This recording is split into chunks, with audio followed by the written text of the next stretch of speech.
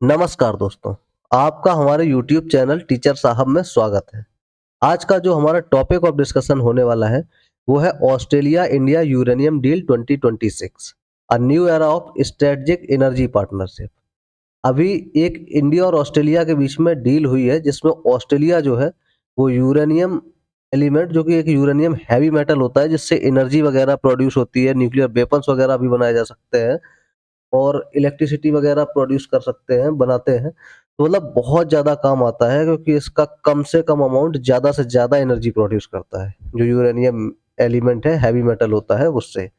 तो ऐसा क्योंकि इससे न्यूक्लियर वेपन्स वगैरह मतलब दूसरे देश जो है वो इसका गलत उपयोग भी कर सकते हैं, फिर भी इंडिया पे भरोसा करके ऑस्ट्रेलिया ने कि ये गलत यूज़ नहीं करेगा इंडिया अपना, इसलिए उन्होंने मतलब एक्सपोर्ट करने का वादा किया है कि हम यूरेनियम आपको एक्सपोर्ट करेंगे। तो ये डील कैसे हुई है उस सब के बारे में देखेंगे और जो यूरेनियम होता है बेसिकली वो क्या होता है सॉल्ट जो रॉक्स वगैरह होती है वहाँ पे पाया जाता है। तो बहुत ही रेयर एलिमेंट है, बहुत कम पाया जाता है और अपने इस क्रिटिकल एलिमेंट को अगर इंडिया को एक्सपोर्ट कर रहा है तो क्यों कर रहा है, कैसे ये सब डील हुई, तो वो सब देखेंगे इस लेक्चर में। की पॉइंट्स देख लेते हैं पहले कि PM Modi visit Australia on 9 जुलाई 2026। 9 जुलाई 2026 को नरेंद्र मोदी जी ने ऑस्ट्रेलिया की विजिट की है। India and Australia finalised an agreement for Australian uranium export. तो यहाँ पे इंडिया और ऑस्ट्रेलिया के बीच में एक एग्रीमेंट हुआ है जिसमें ऑस्ट्रेलिया जो है वो अपना यूरेनियम एक्सपोर्ट करेगा इंडिया को। पार्टनरशिप में और क्या बातें हुई हैं, न्यूक्लियर एनर्जी के ऊपर बात हुई है, ग्रीन हाइड्रोजन के ऊपर बात हुई है, क्रिटिकल मिनरल्स के एक्सपोर्ट इंपोर्ट पे बात हुई है और रिन्यूएबल एनर्जी के ऊपर बात हुई है। तो इन सब टॉपिक्स को हम लोग देखेंगे अपने इस लेक्चर में, क्या क्या बातें हुई, कैसे क्या डील हुई है। The agreement strengthens both economic and strategic relation. इससे क्या होगा, इकोनॉमी भी फायदा होगा क्योंकि ये मिनरल्स वगैरह जब एक दूसरे देश में एक्सपोर्ट इंपोर्ट होंगे तो जो प्रोडक्ट वगैरह है इनसे रिलेटेड वो बनेंगे और दोनों देशों का फायदा होने वाला है। और इसके अलावा स्ट्रेटेजिक रिलेशनशिप एक मतलब अगर किसी देश के बीच में, दो देशों के बीच में अगर व्यापार होता है तो रणनीतिक रिश्ते भी बनते हैं। व्यापार तो एक अलग चीज है और क्या होगा, रणनीतिक रिश्ते एक एक तरीके से बाई प्रोडक्ट होता है। तो आइए चलिए देखते हैं क्या है। Why this deal is important, why is this deal important, ये डील इतना महत्वपूर्ण क्यों मानी जा रही है उसके बारे में क्या है तो देखते हैं। Australia possesses some of the world's largest uranium reserves. Australia के अंदर बहुत ज्यादा मतलब यूरेनियम पाया जाता है, मतलब कह सकते हैं कि अच्छी खासी मात्रा में। India requires clean energy to meet its growing electricity demand. और इंडिया में जो इलेक्ट्रिसिटी डिमांड है उसको मीट करने के लिए, उसको पूरा करने के लिए इंडिया को भी क्लीन एनर्जी चाहिए। मतलब सिंपल बात है, अगर कोयला वगैरह से अगर हम प्रोड्यूस कर रहे हैं तो क्या होता है, बहुत ज़्यादा पॉल्यूशन होता है। तो इसलिए हाइड्रो इलेक्ट्रिसिटी या फिर यूरेनियम वगैरह इनसे कम पॉल्यूशन होता है। इस तरह के एलिमेंट्स चाहिए जिससे ये एनर्जी प्रोड्यूस कर सके। The deal supports India's goal of 100 gigawatts nuclear power capacity by 2047। जो इंडिया का मतलब गोल है कि 2047 तक ये 100 giga parts nuclear power capacity अपने देश में लाएंगे। मतलब 100 गीगावाट की एनर्जी जो है वो केवल न्यूक्लियर एलिमेंट से या प्रोड्यूस करने वाले हैं। तो वो डील, ये डील जो है वो इस गोल को क्या करेगा, हेल्प करेगा मीट करने में, जो इंडिया का मतलब गोल है उसको अचीव करने में। Australia gains a new long term export market beyond traditional partners. और ऑस्ट्रेलिया को भी ये फायदा है कि जो पहले जहाँ पे वो एक्सपोर्ट करता था अपना यूरेनियम, उसके अलावा एक नया पार्टनर मिला है जहाँ पे बहुत लंबे समय तक वो क्या कर सकता है, अपना एक्सपोर्ट कर सकता है यूरेनियम का। व्हाट एग्जैक्टली व्हाट साइंड, क्या मतलब यहाँ पे बात हुई है, क्या क्या यहाँ पे एग्रीमेंट्स हुए उनको देख लेते हैं। तो मेन एग्रीमेंट्स में है Australian uranium export to India, तो यूरेनियम को एक्सपोर्ट करेगा।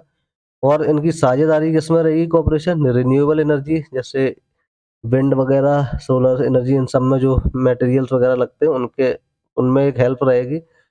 और ग्रीन हाइड्रोजन वगैरह के, ग्रीन हाइड्रोजन के लिए और क्रिटिकल मिनरल्स का शेयरिंग के लिए या एक्सपोर्ट इंपोर्ट के लिए क्लीन एनर्जी टेक्नोलॉजी, ऐसी टेक्नोलॉजीज पे ये बेस्ट मिलकर काम करेंगे जिससे मतलब पॉल्यूशन कम हो। Expansion of long term energy cooperation, और मतलब एक तरीके से ये अपने और इस रिश्ते को लंबे समय तक बढ़ाने की कोशिश करेंगे, मतलब ज़्यादा से ज़्यादा समय तक एक दूसरे के साथ में मिलकर काम करने की कोशिश करेंगे एनर्जी के क्षेत्र में।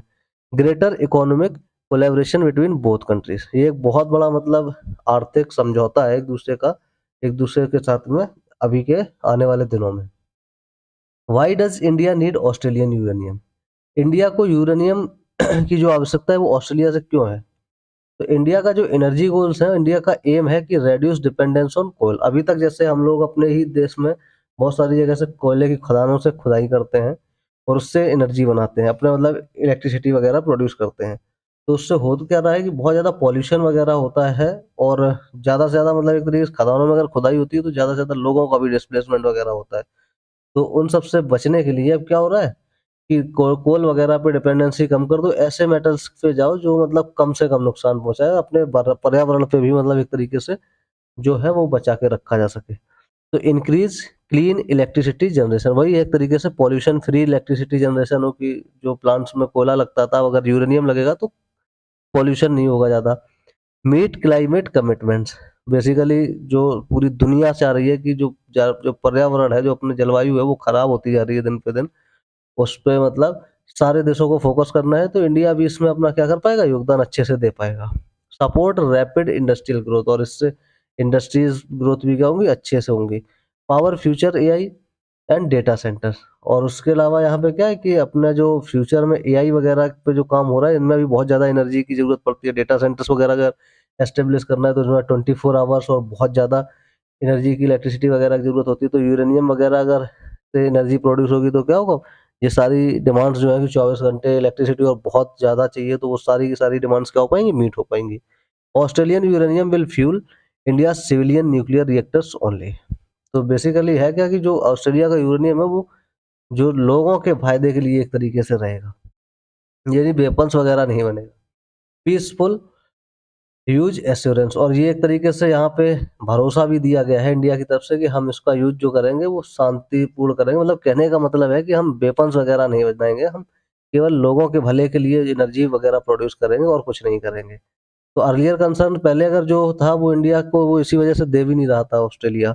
ऑस्ट्रेलिया ने बहुत डिले किया, क्या इनके अर्लियर कंसर्न थे? Australia had delayed uranium export because India is not a signatory to non proliferation signatory to nuclear non proliferation treaty.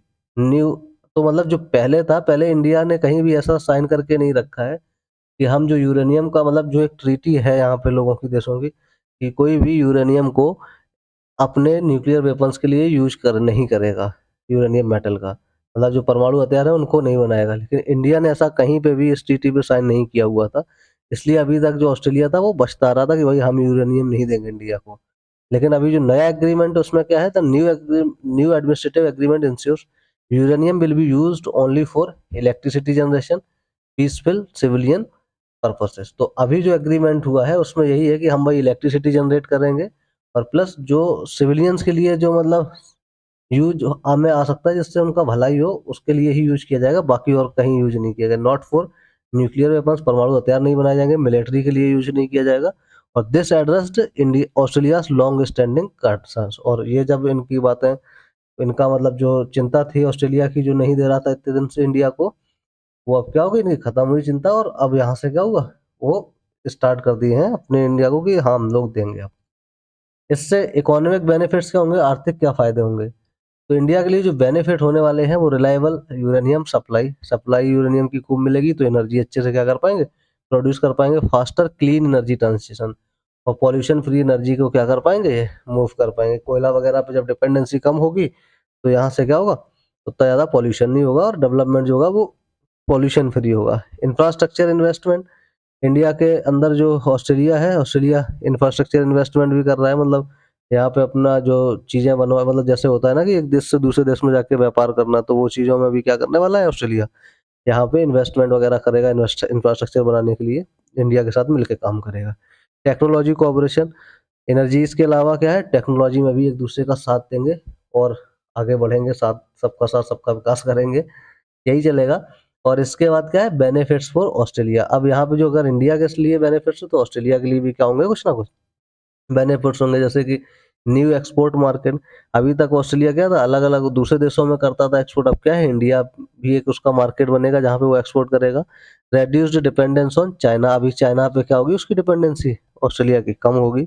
Increased mining revenues, अपना जैसे यूरेनियम वगैरह अगर इंडिया को देगा तो उसका जो माइनिंग से पैसा आने वाला है, अब वहाँ पे क्या होगा, और ज़्यादा आएगा, क्योंकि और ज़्यादा माइनिंग करेगा, और ज़्यादा अगर यूरेनियम बेचेगा तो उसको क्या मिलेगा, और ज़्यादा पैसा मिलेगा।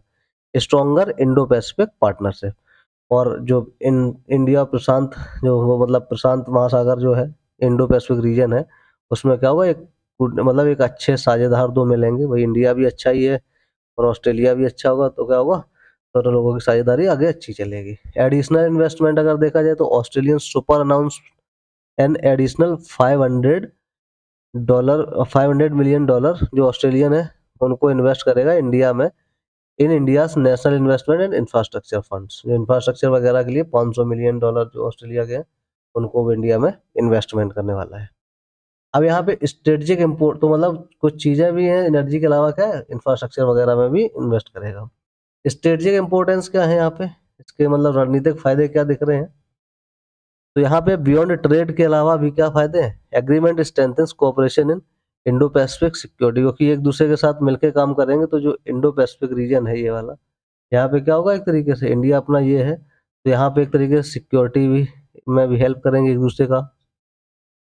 ये पूरा रीजन है यहाँ पे भाई, अभी क्या है यहाँ पे चाइना ये बैठा है, ये इंडिया है, तो यहाँ पे वैसे भी चलता रहता है, यूएसए इधर है, तो ये इंडिया का और ये पैसिफिक रीजन है, ये वाले रीजन्स में क्या होगा, ऑस्ट्रेलिया इसकी हेल्प करेगा, कोऑपरेशन मतलब बढ़ेगा, जैसे यूरोपियन यूनियन के साथ में वैसे ही ऑस्ट्रेलिया के साथ में रहेगा, अच्छा खासा मतलब मिलके काम करेंगे। सप्लाई चेन रिजिलेंस और सप्लाई चेन सही रहेगी, मतलब जैसे अभी देखो क्या होता था भाई कि अभी अमेरिका पे ज़्यादा डिपेंडेंसी थी, तो अमेरिका क्या होता है कहीं टैरिफ लगा रहा है, घटा रहा है, बढ़ा रहा है, पता नहीं उसका यही चलता रहता है, तो अब एक तरीके से फिर उसके बाद क्या होता है तो कुछ सामान रोक देना या कुछ भी कर देना, इससे भाई दिक्कत होती है। तो वही अब क्या है यहाँ पे सप्लाई चेन जो मतलब सामान का इम्पोर्ट एक्सपोर्ट है, जरूरी सामान, वो अब क्या होगा दूसरे देशों पे भी क्या होना पड़ेगा, यहाँ पे हम लोग को मतलब अपना रिश्ते बनाना पड़ेगा, ताकि एक देश पे अगर डिपेंडेंसी नहीं रहेगा तो क्या रहेगा, फायदा रहेगा। क्रिटिकल मिनरल्स, क्रिटिकल मिनरल्स मिलेंगे, मिलेगा, साझेदारी होगी। एनर्जी सिक्योरिटी, एनर्जी में कोई दिक्कत नहीं होगी, आराम से क्या होगा सारे काम चलते रहेंगे। डिफेंस कोऑपरेशन, तो रक्षा के क्षेत्र में भी साझेदारी होगी। Australia called PM Modi a living bridge between both country, Australia में क्या बोला गया कि भाई जो अमेरिका हम कह रहे हैं, ऑस्ट्रेलिया के जो ऑस्ट्रेलिया की तरफ से बयान आया है कि भाई पीएम मोदी जो है मतलब एक तरीके से प्रशंसा करिए कि प्रधानमंत्री नरेंद्र मोदी जी जो है वो एक तरीके से लिविंग ब्रिज का काम कर रहे हैं इंडिया और ऑस्ट्रेलिया के बीच में यहाँ से। वही आगे देखते हैं यहाँ पे, आगे क्या है, Modi's message to Australian businesses, Modi ji ने क्या कहा है ऑस्ट्रेलिया के साथ बिजनेसेस पर, वो देख लेते हैं। PM Modi invited investment in roads, PM Modi ने कहा है रोड्स में दिया है कि भाई रोड्स में वो इन्वेस्टमेंट कर सकते हैं, अपना साझेदारी दिखा सकते हैं, रेलवेज में दिखा सकते हैं, पोर्ट्स वगैरह पे दिखा सकते हैं, और जो शहरी विकास है उसमें भी दिखा सकते हैं, ग्रीन इंडस्ट्रीज जहाँ पे मतलब जैसे ये एयर वाटर ये सब मतलब जिस तरीके से इलेक्ट्रिसिटी प्रोड्यूस होती है जिसमें कोयला वगैरह का यूज नहीं होता, उन ग्रीन इंडस्ट्री हाइड्रोजन वगैरह एनर्जी प्रोड्यूस करने के लिए भी क्या करना है, कॉपरेशन, इन सब में उन्होंने इन्वाइट किया कि यहाँ पे हम लोग के साथ में क्या कर सकते हैं, मिलके काम कर सकते हैं। He said India offers safe investment, stable economy, sustainable long term growth, उन्होंने कहा है कि सेफ इन्वेस्टमेंट रहेगा भाई, कोई दिक्कत नहीं, यहाँ पे करा जा सकता है, इकोनॉमी स्टेबल रहेगी और ग्रोथ भी होगा, वो कैसा होगा, सस्टेनेबल, मतलब अपने फ्यूचर को बचाते हुए अभी का डिमांड्स क्या करना है, पूरी करनी है, एक तरीके से clean energy. He also proposed cooperation in low carbon aluminium production, मतलब वो एल्यूमिनियम एल्यूमिनियम क्या होता है, एल्यूमिनियम जो होता है उसमें थोड़ा बहुत क्या रहता है, कार्बन रहता है, मतलब कोई भी एलिमेंट जो होता है वो क्या होता है 100% प्योर नहीं होता है, तो वैसे ही एल्यूमिनियम में भी क्या होता है कार्बन की इम्प्योरिटी पाई जाती है, तो वो भी चाहते हैं कि ये जो कार्बन जो एल्यूमिनियम प्रोडक्शन हो उसमें लो कार्बन वाला जो एल्यूमिनियम है बिल्कुल कम मात्रा में कार्बन की इम्प्योरिटी रहना चाहिए, उसमें अगर इंडिया के साथ काम करने के लिए भी क्या किया है, ऑस्ट्रेलिया को इन्वाइट किया है। आगे यहाँ पे है, अब इन सब बातों के लिए यहाँ पे पब्लिक का रिस्पॉन्स क्या है, पब्लिक क्या चाहती है, पब्लिक ने क्या बोला है, public response during the visit, जो ये विजिट हुई है 9 जुलाई को, उसके लिए लोगों का क्या रिस्पॉन्स आया है। Large Indian diaspora welcome Modi ji का खूब वहाँ पे अच्छे से स्वागत भी हुआ, जो ऑस्ट्रेलिया में लोग रहते हैं। Thousands attended the Melbourne meet Modi's event, वहाँ पे हजारों की संख्या में लोग क्या हुए, वहाँ पे मिलने आए मोदी जी से, जो मेलबर्न जगह है, सिटी है, वहाँ पे जो मोदी जी ने मीट की है, मतलब लोगों को मिलने के लिए गए, तो वहाँ पे हजारों की संख्या में लोग मिलने आए, इंडिया के जो लोग वहाँ पे रहते हैं NRI. Heavy police deployment insured security, वहाँ पे फिर लोगों को भी बहुत ज़्यादा क्या है, सिक्योरिटी के लिए पुलिस भी बहुत डिप्लॉय करना पड़ा। Small group staged anti immigration protest but supporters significantly out number, थोड़े बहुत मतलब वही होता है ना कि जब किसी देश में कोई नेता जाता है तो कुछ लोग तो क्या होते हैं, विरोध करने वाले होते ही हैं, तो वहाँ पे भी कुछ लोग वहाँ पे दिखे विरोध करने वाले, बाकी सपोर्टर्स के हिसाब से वो लोग कहीं दिखे ही नहीं, मतलब एक तरीके से सपोर्टर्स बहुत ज़्यादा थे। तो यहाँ पे अगर हमने ये पढ़ा है चैप्टर, तो इसके कुछ कंक्लूजन देख लेते हैं और एग्ज़ाम के उपयोगी क्या चीज़ें हो सकती हैं। तो यहाँ पे जो अच्छे की टेक अवेज़ हैं वो है, Australia will export uranium for India's civilian nuclear energy. तो जो ऑस्ट्रेलिया इंडिया को यूरेनियम की सप्लाई कर रहा है वो सिविलियन यूज़ के लिए करने वाला है, न्यूक्लियर वेपन्स वगैरह में वो यूज़ नहीं होगी। और इससे क्या हेल्प मिलेगी कि जो 2047 तक इंडिया का गोल है 100 गीगावाट न्यूक्लियर पावर को डेवलप करने का, कि न्यूक्लियर एनर्जी से हम इलेक्ट्रिसिटी वगैरह प्रोड्यूस करेंगे, तो वो वाला क्या होगा यहाँ पे 100 गीगावाट्स का अचीव करने में हेल्प करेगा, एक अच्छा फैक्टर बनेगा। पार्टनरशिप एक्सपेंड्स टू, इसके अलावा भी पार्टनरशिप जो एक्सपेंड है वो ग्रीन हाइड्रोजन के साथ में, रिन्यूएबल एनर्जी के क्षेत्र में, क्रिटिकल मिनरल्स के क्षेत्र में और इंफ्रास्ट्रक्चर इन्वेस्टमेंट के क्षेत्र में भी क्या है, इन सब में भी ऑस्ट्रेलिया के साथ व्यापार होगा। The agreement strengthens India's energy security and Australia's export diversification. इस एग्रीमेंट से क्या है कि इंडिया की जो एनर्जी सिक्योरिटी की, एनर्जी की दिक्कत अभी जैसे देख लो भाई क्या हुआ था, तेल वाला इतना दिक्कत हुआ, वो वहाँ पे जो स्टेट ऑफ हॉर्मोज वगैरह जगह पे क्या हुआ, शिप्स वगैरह रुक गए, तो दिक्कत आ गई तुरंत पेट्रोल की। तो वही है, मतलब क्या है, एक जगह पे जब ज़्यादा डिपेंडेंसी होती है तो बड़ा दिक्कत आती है। तो 10 जगह पे क्या होता है, इन्वेस्टमेंट 10 जगह से मतलब रखना चाहिए, मतलब रिश्ते रखना चाहिए, तो कहीं से दिक्कत ना हो। तो वही हाल है। तो अब यहाँ पे क्या है, एक तरीके से एग्रीमेंट से, इस एग्रीमेंट से क्या होगा इंडिया ऑस्ट्रेलिया के बीच में, कि जो इंडिया की एनर्जी प्रॉब्लम है वो थोड़ा कम होगी, सही रहेगा।